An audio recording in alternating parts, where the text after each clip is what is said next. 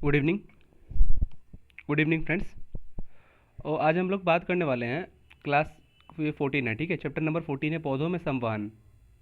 बहुत ही important chapter है पौधों में संवहन। आज जो आपकी साइंस की जो सीरीज चल रही है, तो साइंस की जो सीरीज चल रही है इसका अगला जो चैप्टर है चैप्टर नंबर 14 है, ठीक है। तो हम लोग आज डिटेल से पढ़ने की कोशिश करेंगे एकदम चैप्टर नंबर 14 पौधों में संवहन, ठीक है। जो आपका चैप्टर है पौधों में संवहन, चैप्टर नंबर 14। तो एक बार स्वागत करता हूँ आप सभी का आपके अपने YouTube channel focus on study पर। तो चलिए, डेली की तरह आज हम लोग एक नई शुरुआत करने वाले हैं चैप्टर नंबर 14 की, पौधों में संवहन। तो पहले हम समझते हैं कि पौधों में संवहन का अर्थ क्या होता है। तो देखो, पौधों में जो संवहन का मतलब क्या होता है कि मैंने आपसे पढ़ाया था आपसे एक, कि संवहन का मतलब क्या होता है कि जब कुछ भी चीज़, जैसे पानी, जैसे ये है, पानी जब गर्म होता है तो पानी में जब गर्म होता है तो उस ऊपर क्या उष्मा जाती है, ऊपर उष्मा जाती है। ऊपर क्या होती है, उष्मा जाती है।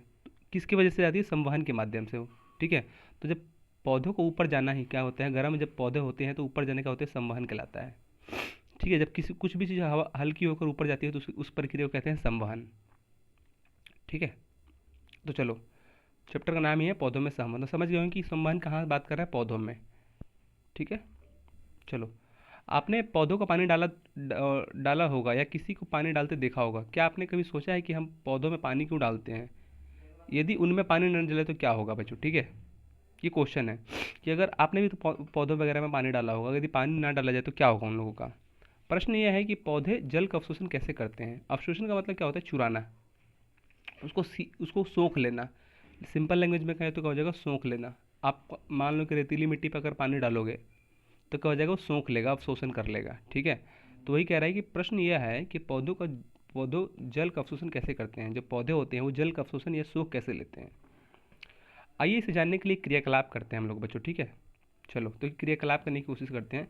यहाँ पे आपको दिखा होगा कि दो कप है यहाँ पे, ठीक है। कप नंबर 1 और कप नंबर बी। क्रियाकलाप 1 मतलब कप नंबर ए में दो नन्हे पौधों को जड़ सहित सावधानी उखाड़ लीजिए, ठीक है। एक की जड़ काटकर उखाड़ हटा दीजिए। अब दोनों को पानी में या पानी भरे गिलास में, अलग अलग गिलास में डाल दीजिए। तो क्या करना है, एक दो पौधे उखाड़ने हैं आपको, जड़ से उखाड़ लेना है, और एक को बिना जड़ काटे और एक को जड़ से काट के उसको डाल देना है पानी में। कुछ समय बाद दोनों में क्या अंतर पाते हैं आप, अवलोकन करना है आपको। पौधों की जड़ों में आगे की संरचना मूल होती है बच्चों, मूल रोम होती है। क्या कह रहा है, पौधों की जड़ों में धागे जैसी संरचना जो होती है उसे कहते हैं मूल रोम। देखो, मूल रोम क्या होता है, जैसे ये मान लो कि कोई पौधा है, ठीक है। ये पौधा है, पौधा की ये आपने, ये क्या है, जड़ है। तो पौधे में आपने देखा होगा कोई पौधे वगैरह उखाड़ते हैं ऐसे खेत वगैरह में, तो पौधे कुछ उखाड़ते हैं तो पौधे ऐसा होता है कि बहुत ही घनी होती है, धागे जैसे होती है बच्चों, ठीक है। ऐसे होती है बहुत घनी, आपने देखा होगा छोटे छोटे पौधों में ऐसी घनी होती, उसी कहते हैं मूल रोम, ठीक है। पौधे जो होते हैं मूल रोम की मदद से क्या होते हैं, पानी को अपने आप को अपने अंदर खींचते हैं या सींचते हैं, ठीक है। इसे कहते हैं मूल रोम। तो धागे जैसी जो संरचना होती है पौधे में उसे कहते हैं मूल रोम बच्चों, ठीक है। थोड़ी सर्दी हो गई है, कोई दिक्कत नहीं है। यही मूल रोम मृदा में उपस्थित जल का अवशोषण करती है। तो जो मूल रोम होती है बच्चों क्या करती है, मृदा में जितने, मतलब मिट्टी में जितना भी जल होता है, मूल रोम क्या करती है, उसको खींच लेती है, अवशोषित कर लेती है, ठीक है। तो इसे पॉइंट मैं जो बोल रहा हूँ उसको नोट करते रहना कि मूल रोम क्या काम क्या है, पौधों को मिट्टी में या मृदा में जल को अवशोषण करना मूल रोम का काम है, ऐसे ही सब, ठीक है। अवशोषित जल पत्तियों तक कैसे पहुंचता है बच्चों, ये इंपॉर्टेंट क्वेश्चन है कि अवशोषित जल जो होता है, मूल रोम क्या करती है, मूल रोम का काम क्या है कि मृदा में या मिट्टी में जितने भी जल है उसको अवशोषित करना है, खींचना, ठीक है। मूल रोम का काम क्या है, मूल रोम की मदद से ये बच्चों क्या होती है कि पौधों में या पत्तियों तक पानी पानी पहुंचता है। अभी आगे बताऊंगा आपको, थोड़ा इसको वो कर लिया जाए, साइज थोड़ा बड़ा कर लिया जाए। अब दिख रहा होगा सही से। क्रियाकलाप 2, ठीक है। जड़ सहित दो पौधे उखाड़ना है आपको। ध्यान रहे कि जड़ कम से कम क्षतिग्रस्त हो और उन्हें ऐसे धो ले कि जिसे मिट्टी कम से कम लगी हो। अब दो गिलास जिसमें आधा भाग पानी से भरा हो, एक लाल रंग डालकर पानी को रंगीन बना लीजिए। इसके बाद दोनों पौधों को अलग अलग गिलास में रख दीजिए, ठीक है। 2-3 घंटे बाद आप देखेंगे तो दोनों तनों को ब्लेड में अनुप्रस्थ और अनुदैर्ध्य काट कर अवलोकन कीजिए। क्या बी पौधों में कुछ रंगीन धब्बे दिखाई देते हैं, ऐसा क्यों हुआ। क्या बी पत्तियों में कुछ अंतर आता है। हैंड लेंस के अवलोकन कीजिए और कुछ मूल रोम और जल में घुले खनिज पदार्थों का अवशोषण करता है। क्या कह रहा है बच्चों, मूल रोम जो होता है जल में घुले पदार्थों का क्या करता है, अवशोषण करता है। जैसे मान लो, ये मान लो कि डिब्बा है आपका गिलास, इसमें आपने पेड़ को रखा है, ये जड़ है, ठीक है। ये मान लो कि मूल रोम है, ये पौधा है, ये पौधे का मूल रोम है। फिर से बना देता हूँ, लग नहीं रहा है। ये डब्बा है, अब लग रहा है। ये क्या है? पौधों का जड़ है। आप आपने इसमें पानी भर दिया, ठीक है। आपने इसमें पानी भर दिया। पानी में बच्चों कुछ ना कुछ इसमें पार्टिकल होते होंगे, कुछ ना कुछ खनिज के लवण होते हैं, छोटे छोटे छोटे छोटे मिट्टी के या सोडियम वगैरह की, मतलब बहुत सारे इसमें कुछ ना कुछ क्या होंगे, खनिज होंगे। तो मूल रूम क्या करता है, ये मूल रूम है। मूल रूम क्या करता है कि जितने भी खनिज होते हैं ना, अपने आप को एकदम खींच लेता है। देखो इसमें जब पानी है, इसमें ही पानी है, इसमें क्या किया, इसमें किसने, देखो अभी इसमें खींचा नहीं है, लेकिन इसमें जो मूल रूम है खनिज को खींचा नहीं है, लेकिन इसमें पानी में क्या, थोड़ी देर बाद देखोगे आप तो सारा खनिज मूल रूम ने खींच लिया। देखो और यहाँ पे आइट साइड में वो खनिज वगैरह नहीं है, ठीक है, क्योंकि मूल रूम ने खींच लिया है। इसमें क्या है, अभी अभी पानी डाला ही है जस्ट, तो ठीक है। तो वही कह रहा है कि मूल रूम जल में घुले खनिज पदार्थों को अवशोषण करता है, मतलब अपने आप को खींच लेता है, अपनी ओर खींच लेता है। जैसे चुंबक देखोगे, छोटे छोटे चुंबक को भी खींच लेता है, वैसे ही मूल रोम है। मूल रोम अगर पानी भरोगे तो पानी में जितने भी खनिज वगैरह होंगे, क्या करता है, मूल रोम खींच लेगा उसको, ठीक है, अवशोषण कर लेगा। अवशोषण के बाद जल तनों और पत्तियों तक कैसे पहुंचता है बच्चों? तो पहले क्या करता है, जो मूल रोम होता है पानी को अवशोषित करता है, ठीक है। थोड़ा लाइट कम कर दे, ठीक है। अब हम लोग पढ़ेंगे कि अवशोषण के बाद, अवशोषण किसने किया, मूल रोम ने किया। अवशोषण के बाद जल तनों और पत्तियों तक कैसे पहुंचता है बच्चों, ठीक है, वो देखने की कोशिश करेंगे।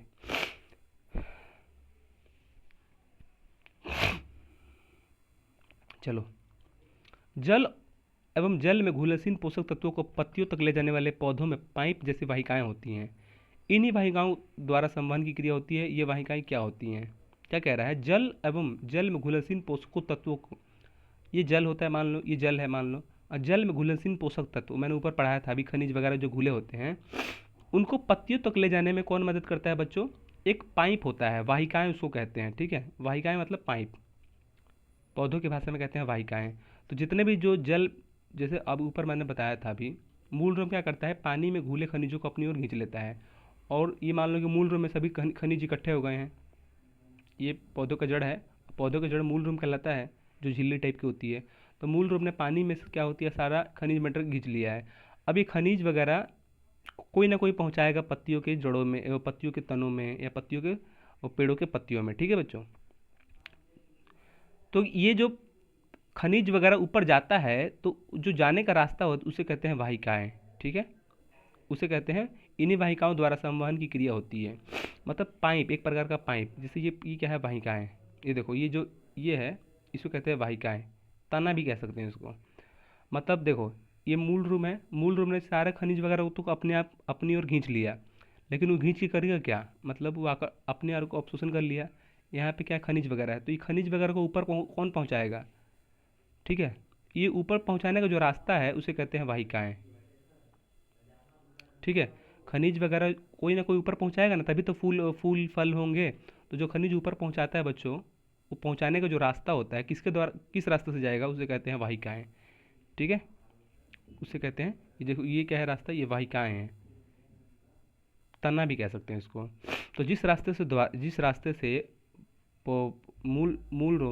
से मूल रोम जो है खनिज पदार्थों को ऊपर भेजता है, उस रास्ते को क्या कहते हैं, वाहिकाएं कहते हैं बच्चों। लेके कौन जाता है वो भी दूसरा नाम है उसका, जगह का नाम है। जिस रास्ता से जो खनिज में जो जड़ों में वो खनिज पदार्थ फंसे होंगे या इकट्ठे होते हैं, वो जिस जगह से ऊपर जाता है खनिज पदार्थ, उसे कहते हैं वाहिकाएं, ठीक है। ये देखो, ये सब जाने का क्या है, रास्ता है ये सब।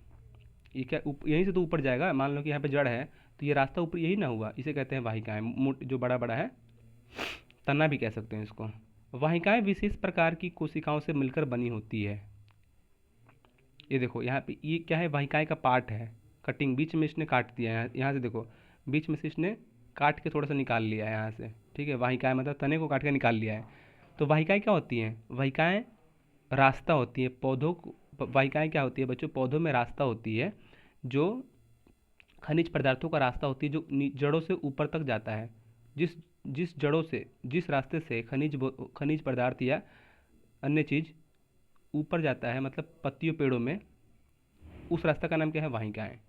वाहिकाएं किससे बनी होती हैं? तो वाहिकाएं विशेष प्रकार की कोशिकाओं से मिलकर बनी होती हैं, मिलकर संवहन ऊतक का निर्माण करती है। तो वाहिकाएं जो बनती है उससे बच्चों ऊतक से बनता है। ऊतक, हमारा जो शरीर है ऊतक से बनता है। टिश्यू इसको इंग्लिश में कहते हैं, ठीक है। कंडक्टिव टिश्यू, संवहन ऊतक। संवहन का मतलब मैंने बता दिया कि जो तत्व नीचे से ऊपर जाता है उसे कहते हैं संवहन, ठीक है। तो वाहिकाएं जो होती हैं मूलतः किससे बनती है? ऊतक से। संवहन ऊतक से। आपको याद रखना है कि संवहन ऊतक से बनती है, वाहिकाएं का निर्माण होता है। मुझे जो तना जो है ना, ये तना किससे निर्माण होता है? वाहिकाएं से। ये वाहिकाएं हैं और इसका निर्माण किससे होता है? ऊतक से, ठीक है। ये जो वाहिकाएं हैं बच्चों, वाहिकाएं रास्ता होती हैं, लेकिन वाहिकाएं का निर्माण किससे होता है? वो ऊतक से होता है, संवहन ऊतक से, ठीक है।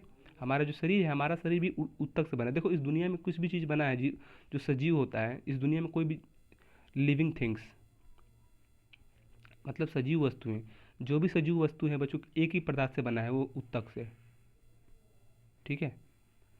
देखो बहुत छोटे छोटे ऊतक मिलके एक मांस का निर्माण करते हैं, ठीक है। याद रखना, बहुत छोटे छोटे ऊतक जो है, देखो बहुत छोटे छोटे ऊतक मिलके एक मांस का निर्माण करते हैं। बहुत सारे मांस मिलकर एक मनुष्य का निर्माण करता है।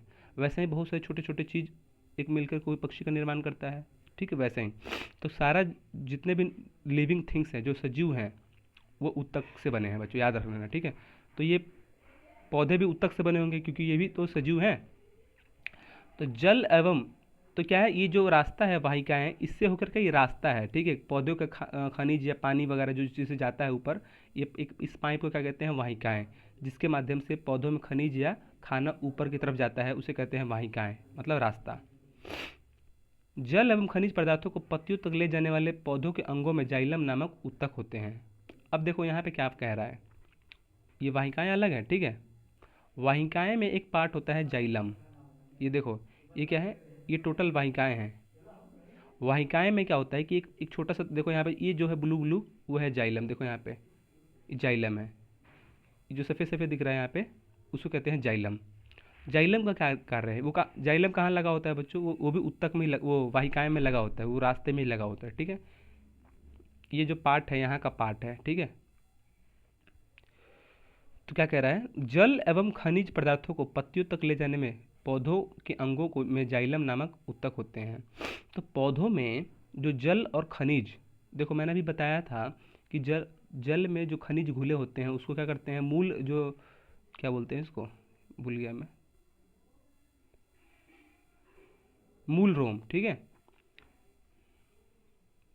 पौधों में जो जल में खनिज पदार्थ होते हैं बच्चों, उनको इकट्ठा कौन करता है? मूल रोम, ठीक है। मूल रोम तो इकट्ठा कर लेता है। ये मान लो कि जल है और जल